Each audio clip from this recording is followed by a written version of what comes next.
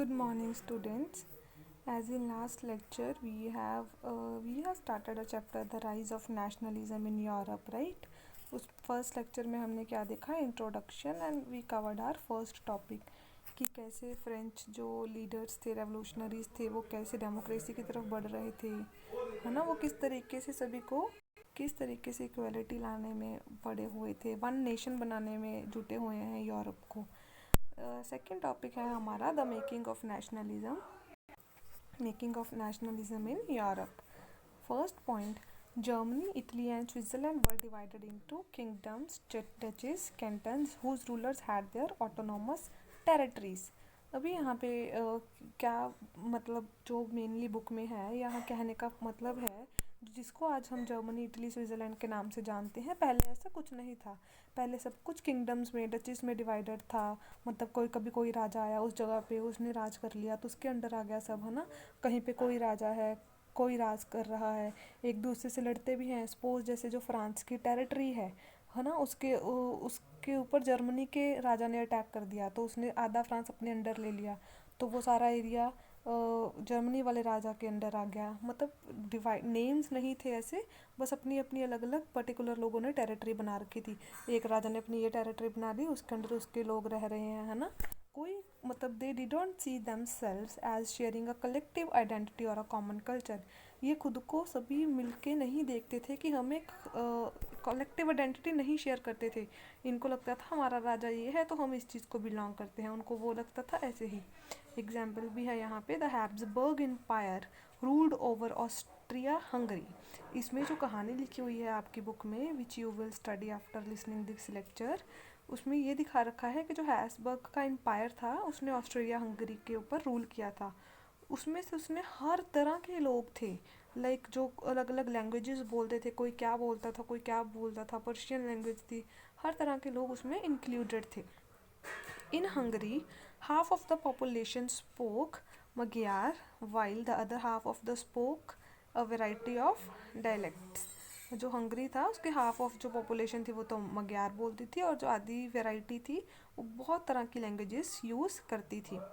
Besides these three dominant groups, there are also lived within the boundaries of the empire. ऐसे groups में divide होने के अलावा और भी बहुत कुछ था कि वो अपने एम्पायर के बाउंड्रीज में रहते थे। The only tie binding these diverse groups together was a common allegiance to the emperor. अभी जैसे मैंने एग्जांपल दी ऊपर हैब्सबर्ग एम्पायर की, उसमें जो उसने जो ऑस्ट्रेलिया हंगरी पे रूल किया था, है ना, उसमें हर तरह के लोग थे। बस उनको एक ही चीज़ बांध के रखती थी कि वो एक ही एम्परर के अंदर आते हैं, वो चीज़ उनको बाइंड करके रखती थी उसका। अभी हमारे पास अभी बात यहाँ पे उठती है कि नेशनलिज्म की भावना कैसी आई, वन नेशन बनाने के लिए भावना कैसे आई। तो उसके लिए हम पढ़ेंगे अपना topic 2.1, that is the aristocracy and the new middle class. अभी अरिस्टोक्रेसी का मतलब है कि लाइक हम कोई सोसाइटी में रह रहे हैं, वहाँ पे कुछ पर्टिकुलर ऐसे लोग होंगे जो बहुत ही अमीर होंगे, अमीर कह लो, है ना, उनका स्टेटस बहुत हाई होगा, और वो चीज़ उनकी जन्मों से चलती आ रही है। मतलब उनके जो दादा परदादा थे उनका भी काफ़ी नाम था, मतलब higher class people you can say. And the new middle class, socially and politically a landed aristocracy, landed जिनके पास बहुत ज़मीनें होती हैं, was the dominant class on the continent. कौन से कॉन्टिनेंट? यूरोप कॉन्टिनेंट की बात हो रही है। सोशली और पोलिटिकली जो लैंडेड एरिस्टोक्रेसी थी, वो काफ़ी डोमिनेंट क्लास थी कॉन्टिनेंट पे। The members of this class were by a common way of life that cut across regional divisions. Their families were often connected by ties if marriages. इनका क्या scene था aristocratic class का कि ये अपनी ही family में शादियां करते थे, लेकिन तुम बड़े ख़ानदान से हो, हम भी हैं, तो हम आपस में मतलब फैमिलीज़ के अंडर ही शादियां होती थी। ठीक है। कट अक्रॉस सेकंड पॉइंट का मीनिंग है इनके यूरोप में कुछ कुछ पार्ट में कहीं कहीं ये बसे हुए थे। This powerful aristocracy was however numerically a small group. पर जो ये अरिस्टोक्रेसी लोग थे वो बहुत ही कम मात्रा में थे।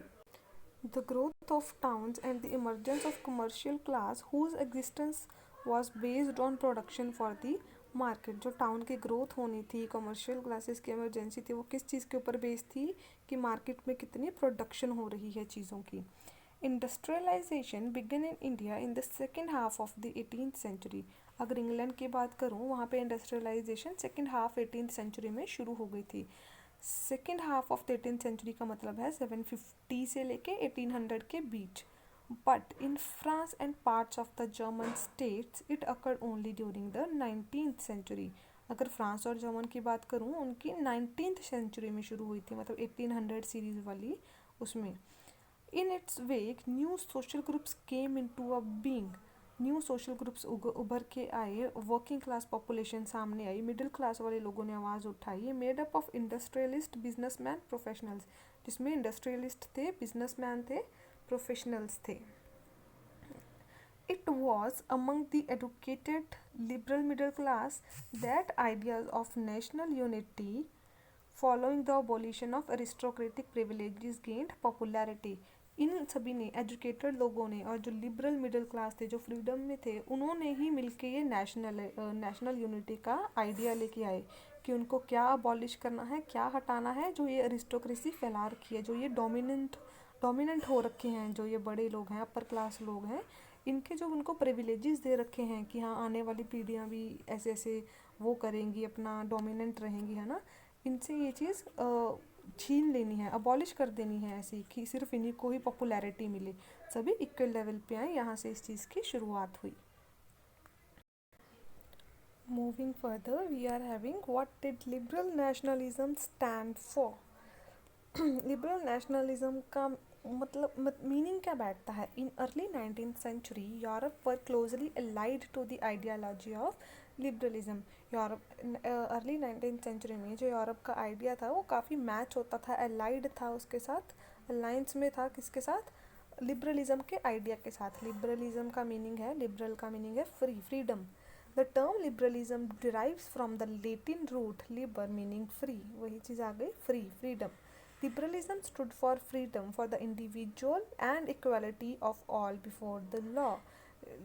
लिबरलिज्म किस चीज़ के लिए स्टैंड करता है कि हर पर्सन इंडिविजुअली फ्रीडम हो हर पर्सन के पास, और इक्वालिटी हो, सारे एक माने जाए before the law. It emphasised the concept of government by consent. ये किस चीज़ पे फोकस करता है कि जो गवर्नमेंट का कंसेप्ट है, गवर्नमेंट कैसे काम करे, कैसे करे, वो बाय कंसेंट हो। किनके कंसेंट, लोगों के, सिटीजन्स के अकॉर्डिंग चले।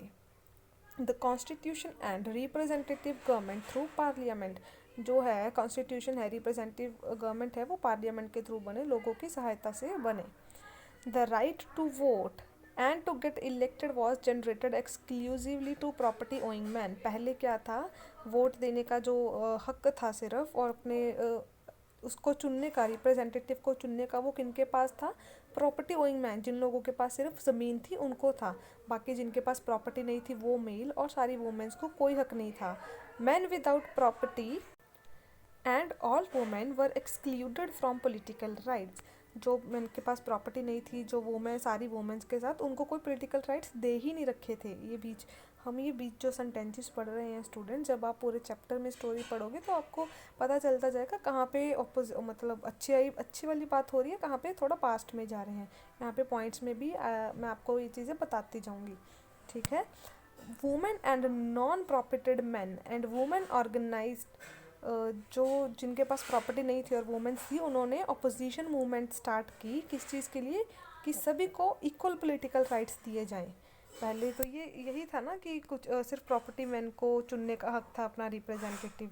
The abolition of state imposed restrictions on the movement of goods and Capitals. जो ये अबॉलिशन थी, मतलब स्टेट के ऊपर अबॉलिशन थी, इम्पोज कर रखी थी, उसने रेस्ट्रिक्शंस लगा दी थी किस पे, कि मूवमेंट की, गुड्स और कैपिटल्स पे। वो इस चीज़ को करना चाहते थे कि ये सारी जो रेस्ट्रिक्शंस है वो हटा दी जाएं, जो स्टेट के ऊपर लग रखी है गुड्स और कैपिटल की इधर उधर जाने पे। यहाँ पे आपको एग्जांपल दे रखी है जर्मनी अगर हम आज के टाइम पे बात करें, वो 39 स्टेट्स में डिवाइडेड है, ठीक है। तो merchant travelling in 1833 from Hamburg to Nuremberg to sell his goods would have to pass through 11 customs barriers. अब अभी तो चलो एक है, पहले सारी जगह पे अलग अलग लोग थे, अलग अलग उनके कल्चर था, रिलीजन था, अलग अलग वो करेंसी फॉलो करते थे। अगर एक पर्सन को हैम्बर्ग से न्यूरमबर्ग जाना होता था तो उनको 11 कस्टम बैरियर से पास होना पड़ता था, मतलब अलग अलग तरीके से जाना पड़ता था। हर कस्टम पे अपना टैक्स पे करना पड़ता था 5%। 5% यहाँ पे सामान के अकॉर्डिंग बता रखा है, अगर ज़्यादा कम है तो उसके अकॉर्डिंग ही उस चीज़ के ऊपर टैक्स लगता था। तो ये एक बहुत बड़ी विपत्ता थी, मतलब ऐसे पहले तो करेंसी चेंज करवाना है ना, फिर इतना इतना जाते वक्त टैक्स देना सिर्फ एक सामान बेचने जाने के लिए। Obstacles to economic exchanges and growth by the new commercial classes who argued for the creation of unified economic territory allowing the unhindered movement of goods and capital। वो चाहते थे कि ये जो सारी चीज़ें हैं हटा दी जाएं और यूनिफाइड एक इकोनॉमिक टेरिटरी बना दी जाए, जैसे जर्मनी के पूरे अंडर एक इकोनॉमिक टेरिटरी हो, मतलब एक ही तरह का पैसा चले, एक कोई भी ऐसे टैक्स ना लगे। हाँ ठीक है, एक बार लग जाए, पर ऐसे तो नहीं आप जितने शहरों से गुजर रहे हो उतने शहरों में अलग अलग जाके आप टैक्स पे कर रहे हो उनकी ही करेंसी के रूप में। ये थोड़ी चीज़ें मुश्किल हो जाती है ना। तो इस चीज़ को जो unhindered movement of goods and people and capital, वो इस चीज़ को लेके आना चाहते थे। अनहिंड्रेंस, अनहिंड्रेंस होता है कोई भी विपत्ता ना होना। 12th, the union abolished tariff barriers, reduced the number of currencies from over 30 to 2। यहाँ पे तो यूनियन ने क्या किया, मतलब सेंट्रल ने, गवर्नमेंट ने जो लोगों के द्वारा चुनी गई थी, उन्होंने टैरिफ बैरियर्स को हटा दिया। जगह जगह पे जो लगे हुए थे बैरियर्स, टैक्स देना पड़ता था, उनको हटा दिया। पहले अगर नंबर ऑफ करेंसीज 30 थी, वो सिर्फ 2 रह गई थी। अगर पहले 30 तरह की करेंसी चल रही थी, तुम्हें अलग अलग जगह से पास होते हुए अलग अलग टैक्स देना पड़ रहा था उसी करेंसी के रूप में, तो अब वो सिर्फ 2 ही तरह की रह गई थी। Next, a new conservation after 1850। Following the defeat आएगा यहाँ पे। Following the defeat of Napoleon in 1815, Europe governments were driven by a spirit of conservatism. Napoleon को डिफीट करने के बाद 1815 में जो यूरोप की गवर्नमेंट थी उनके अंदर एक अलग से ही स्पिरिट जाग उठा कंजर्वेटिज्म का। कंजर्वेटिज्म होता है कि जो चीज़ें पहले चल रही थी, जिस तरह तरीके से सब चल रहा था, उनका ट्रेडिशन था, उसको प्रिजर्व रखा जाए, उसको बिल्कुल ख़त्म ना किया जाए। जिस तरीके से पहले लोग रह रहे थे, बड़ी फैमिलीज रह रही थी, जो भी उनका पॉलिटिकल सिस्टम था, उन सभी को कंजर्व रखा जाए, आज भी चलाया जाए। Most conservatives, however, did not propose a return to the society of pre-revolutionary days। पर जो काफ़ी कंजर्वेटिव्स थे वो नहीं चाहते थे वापस उसी सोसाइटी में जाना जो पहले थी। That modernization could in fact strengthen traditional institutions like the monarchy। पर जो ये मॉडर्नाइजेशन आ रही थी वो स्ट्रेंथन कर रही थी ट्रेडिशनल इंस्टीट्यूट को, like monarchy, a modern army, an efficient bureaucracy, a dynamic economy, abolish of feudalism, and a serfdom could strengthen the autocratic monarchies of Europe। In 1815, representatives of the European powers, जो representative थे European powers के, Britain हो गया, Russia हो गया, Prussia हो गया, Prussia यहाँ पे एक तरह से जर्मनी की एक बहुत बड़ी स्टेट है, and Austria, who had collectively defeated Napoleon, उन्होंने मिलकर नेपोलियन को डिफीट किया। Met at Vienna to draw up a settlement for Europe. Vienna में मिले, मतलब वहाँ पे एक ट्रीटी साइन हुई 1815 में, that is treaty of Vienna. The Bourbon dynasty, which had been deposed during the French Revolution, was restored to power। Bourbon dynasty को दोबारा से पावर में लेके आया गया। And France lost the territories it had annexed under Napoleon. France ने सारी territories अपनी खो दी जो उन्होंने नेपोलियन के अंडर कब्जे में की थी। German Confederation of 39 states that has been set up by Napoleon was left untouched। जो जर्मन की 39 स्टेट्स का मतलब चीज़ बनाई थी, जो नेपोलियन ने बनाया था, उस चीज़ को नहीं, किसी उससे कोई छेड़छाड़ नहीं की, वहाँ पे जो भी चल रहा था वैसे ही चले जा रहा था। Autocratic did not tolerate criticism and dissent and sought to curb activities that questioned the legitimacy of autocratic government। लेकिन जो ऑटोक्रेटिक थे वो इस चीज़ को बिल्कुल भी सहन नहीं पा रहे थे, ये क्रिटिसिज्म को जो उनके खिलाफ किया जा रहा था। ऑब्वियस सी बात है, हटाना तो था ही, लेकिन वो नहीं इस चीज़ को, वो इस चीज़ पे गुस्सा हो रहे थे कि उनकी जो लिक्टिमेसी है, उनके जो रूल्स हैं जिसको वो मान्यता देते हैं, उस चीज़ पे क्वेश्चन कैसे किया जा रहा है ना। आगे है 2.4, that is the revolutionaries. During the years following 1815, 1815 के बाद the fear of repression drove many liberal nationalist underground, कि दब ना जाएं इस चीज़ के फियर ने जो काफ़ी नेशनलिस्ट थे उनको अंडरग्राउंड काम करने पे मजबूर किया। The revolutionary at this time meant a commitment to oppose monarchial forms and to fight for liberty and freedom. अभी क्या थे, जो ये थे यूरोप वाले थे, ये तो क्या चाह रहे थे, सब कुछ वापस आ जाए, पुराना है ना, मोनार्की वगैरह सब कुछ वापस आ जाए, जो पहले था वो प्रिजर्व रखा जाए। तो पर जो रेवोल्यूशनरी थे वो इस चीज़ मतलब उनके ऊपर बंदिशें लगा दी गई, तो उनको मजबूर होना पड़ा अंडरग्राउंड होके काम करने पे। उनको फाइनली रियलाइज़ हुआ कि हमें एक नेशन स्टेट बनानी ही पड़ेगी, ये मोनार्की को अपोज करना ही पड़ेगा, ख़त्म करना ही पड़ेगा, and to fight for liberty and freedom, freedom liberty के लिए लड़ना ही पड़ेगा। Giuseppe Mazzini born in Geneva आएगा यहाँ पे। ग्यूसेप मैज़ीनी जो जिनेवा में बॉर्न हुए थे 1807 में, वो सीक्रेट सोसाइटी के मेंबर बने। सोसाइटी का नाम Carbonari. He was sent into exile, इनको देश निकाला दे दिया गया 1831 में for attempting a revolution in Liguria, कि ये कुछ कुछ अपना लगा रहे थे। जैसे अगर मैं इंडिया के एग्जांपल बताऊं, अगर कोई हम वो करने लग जाते हैं, अगर जो हमारे गांधी जी थे या जवाहरलाल नेहरू थे, अगर वो कोई मूवमेंट के साथ सामने आते ब्रिटिशर्स के अगेंस्ट, तो ब्रिटिशर्स क्या करते थे, उनको बाहर निकाल देते थे या जेल में डाल देते थे। वही चीज़ इनके साथ हुई। Mazzini believed that God had intended nations to be natural units of mankind. Mazzini ये बिलीव करते थे कि जो भगवान हैं उन्होंने नेशंस बनाए हैं, वो अपने तरीके से रहें और वो मैनकाइंड की रक्षा करें, मतलब मैनकाइंड हो वहाँ पे। Secret societies were set up in Germany, France, Switzerland, Poland. Underground societies set हो गई थी, सीक्रेट सोसाइटीज़ थी जहाँ पे ये सारे रेवोल्यूशनरीज मिलके मीटिंग वगैरह करते थे। मैट्रनिक, मैट्रनिक जो इनके अपोजिट हैं, मतलब मैजिनी के जो ये रेवोल्यूशनरी के अपोजिट हैं, उनके ही पर्सन हैं मैट्रनिक। उन्होंने मैजिनी को क्या डिस्क्राइब किया, एक तरह से क्या टाइटल दिया, the most dangerous enemy of our social order, जो मतलब ये बहुत डेंजरस पर्सन है हमारे सोशल ऑर्डर के लिए। ये अपना राज चलाना चाहते थे, लेकिन मैजीनी क्या चाहते थे, इक्वालिटी आए, लिबर्टी मिले, हर पर्सन को इक्वालिटी बिफोर लॉ हो, है ना। तो इन्होंने इनको ये डिफाइन किया, the most dangerous enemy of our social order. Students, I want you to go through first from this lecture and to read notes.